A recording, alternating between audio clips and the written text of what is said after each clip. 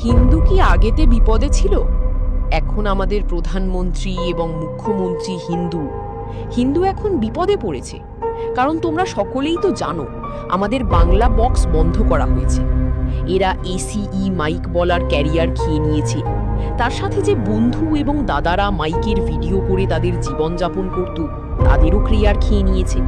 তার সাথে আমাদের যে ছোটবেলাকার আনন্দ, উৎসব এবং স্মৃতি, সেগুলোকেও কেড়ে নিয়েছে।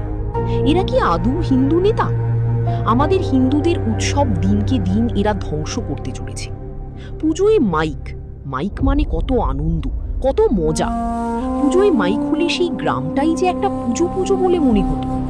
গোটা গ্রামের লোক জানতে পারতো যে এই গ্রামে পুজো হচ্ছে, আর মাইকের সঙ্গীতে আমাদের গোটা গ্রাম সঙ্গীত হয়ে থাকতো।